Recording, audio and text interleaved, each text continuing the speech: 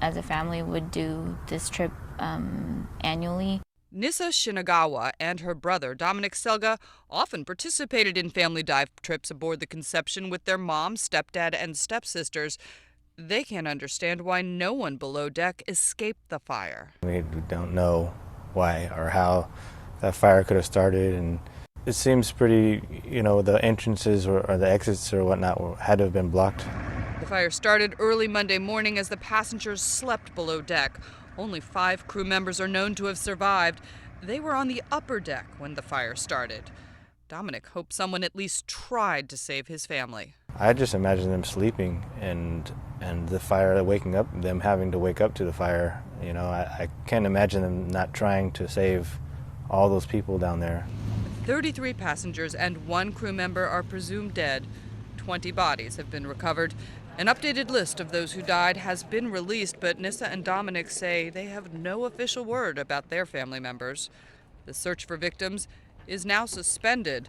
The search for answers continues. I'm Stacey Cohan reporting. This is CBS 46 News at 6. Getting results. Well, this man is the latest domino to fall in Atlanta's bribery scandal. He's now former City Hall director. At one time, he was responsible for helping women and people of color get work, but tonight, Larry Scott is a convicted felon. CBS 46's Sally Sears is live at the federal courthouse in Atlanta, where Scott just took a plea deal. He did. Sean Mike, the man supposed to protect minorities, women, and the disadvantaged at City Hall, today admitted in court behind me that he broke the rules, he lied about it, and he took money from a former associate, a firm he put together with Mayor Kasim Reed's brother, Tracy. U.S. Attorney B.J. Pack, the FBI, and IRS leader Andrew Thornton revealed how they caught Larry Scott. It's simply done what it does best, and that's follow the money. In Judge Steve Jones' courtroom, Larry Scott admitted he took money from a consulting firm and lied about it to City Hall, the firm he founded with Mayor Kasim Reed's brother, Tracy Reed. And he filed false financial disclosures, hiding the fact that he was being paid by Cornerstone by electronic means, which is a wire transmission, and that's why wire fraud count was appropriate in this case. The high-ranking nature of Mr. Scott and other officials who are in a position of fiduciary trust that the public places on them. And despite the dollar amounts, I think the breach of public trust it erodes confidence in our government. And that erosion of confidence could cost Mr. Scott 24 to 30 months in the federal penitentiary. Live at the federal courthouse, I'm Sally Sears, CBS 46 News. Sally, thank you. Here's the other people convicted in Atlanta's bribery scandal. Former Chief Procurement Officer Adam Smith is now serving a more than 2-year sentence. 2 former city contractors also in prison for paying bribes. So is a man who tried to intimidate one of those contractors from cooperating with the feds. A former aide to then Mayor Kasim Reed also in prison for taking bribes. Right now, we're also tracking Hurricane Dorian, and it's now moving past the Georgia coast. As you see here on the satellite, Dorian is hitting our state with a heavy dose of wind and rain. Even more counties along the coast are under a state of emergency tonight. Anyone who is east of Interstate 95 has been ordered to evacuate. Tonight, live team coverage from Atlanta to the coast. Chief Meteorologist Jennifer Valdez is tracking when Georgia will get the worst part of Dorian. Yeah, it's happening tonight already. The eye of the storm just east of the southeast Georgia coast. And those along the coast of Georgia are going to notice conditions deteriorate here over the next several hours and through the evening. By tomorrow, everything will start to improve. It is a very strong Category 2 hurricane with 110-mile-an-hour winds moving to the north-northwest at 8 miles an hour. And those outer rain bands already bringing areas of heavy rain along the coast, especially east of I-95. It's also bringing some fairly strong gusty winds. In fact, we could see tropical storm force winds 175 miles from the center of the storm. That means you go about 60 miles inland and you could feel those tropical storm force wind gusts as we head through the evening. Right now, I-95 getting wet and all points to the east, and we're getting these bands move in. They are going to get heavy at times, especially as we head through the evening. Hilton Head, Tybee Island, Savannah, all getting very wet right now. A majority of the rain still off the coast, and that's where the heaviest rain has been. In fact, you look at rainfall totals, over the past 12 hours. And so far, we're only looking at about a ½ an inch to an inch of rain, but those totals will increase as we head through the rest of tonight and into tomorrow morning. On top of that, we're going to see a storm surge over coastal Georgia of 3 to 5 feet. 3 to 6 inches of rain possible, and those conditions again going to get worse as we head through the evening. Good news is things start to improve tomorrow as the system heads towards the Carolinas. We'll talk more about what that means for South Carolina, North Carolina, and what it means for our weather in North Georgia coming up.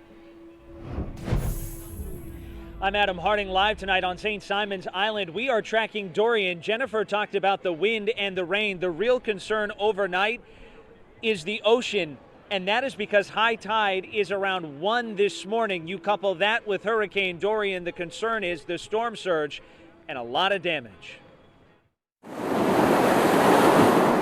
Tonight, coastal Georgia is under a state of emergency. The Atlantic Ocean howling as Dorian nears. The ocean is very angry right now. Yeah, I've never seen it this angry. The views at Gould's Inlet, breathtaking. That's why I'm just taking pictures. I mean, it's just... and dangerous. It's amazing. So every storm, it changes. I mean, it's just amazing.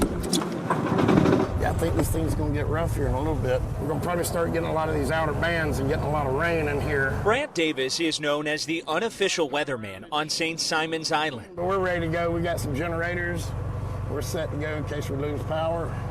Plenty of cold beers. He's seen hurricanes here before. You know, everything, all this over me closed. They want the hat you catch. And he gave us a tour of the area. It is a way of life, I guess. As Dorian moved in. This thing is going so slow that we're about to run out of time. And I think, you know, it's kind of we're flipping a coin on this one, I guess.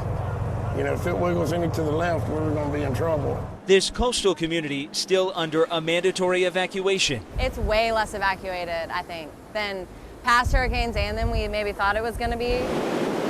Many are choosing to stay. I love nature, so to me it's peaceful and beautiful. We don't get this much. And ride out this storm. We've evacuated all the other hurricanes, and we just watched the storm because it was moving so slow, and it just really looked like it wasn't going to come close enough to the coast. And I'm an adrenaline junkie, and I was like, it's going to be an adventure. Could be a dangerous adventure, though, in the next few hours. This is what is called a hurricane party. These are some of the people who are riding out the storm. They are watching this storm as it makes its way in. I want to tell you, Sean and Mike, where we're standing right now, right off the water. This area in the next few hours expected to be underwater. Coupled with high tide and Hurricane Dorian, you have a recipe for disaster, which is why the governor not only requiring those mandatory evacuations, but expanding that state of emergency. We're live tonight on St. Simon's Island along Georgia's coast. I'm Adam Harding, CBS 46 News. I'm CBS 46's Megan Packer live in Atlanta, continuing our team coverage. Metro Atlanta hospitals are ready and prepared to help out during this hurricane, including Wellstar Health System. They have accepted patient transfers during past storms and say they're ready to do it again.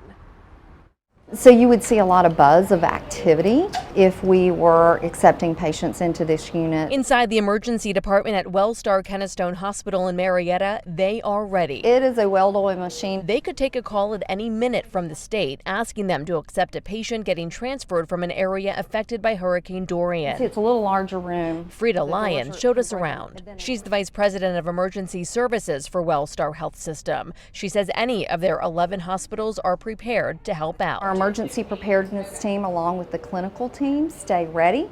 We practice, we drill, and then we evaluate what's going on in the community and are ready to take patients. Rooms are ready, supplies are stocked, just in case they need to do their part during a difficult and devastating time for so many. I want to hop on a plane and take a group of my nurses with me, and we want to go take care of them.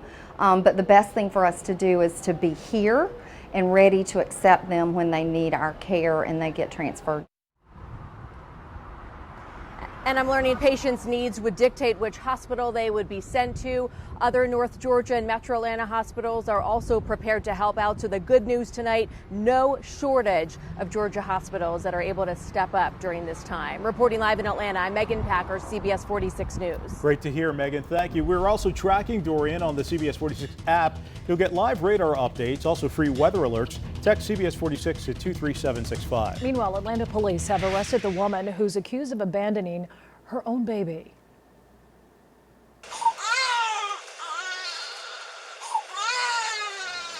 A homeowner in Northwest Atlanta heard the newborn crying. She found the child on her front porch with the umbilical cord still attached. Fortunately, that baby is okay. Police say the child's mother, Doretha Burks, was afraid to tell anyone that she was pregnant. State law allows mothers to leave their newborn children at hospitals, fire stations, or police stations. Police say Burks told them she did not know that.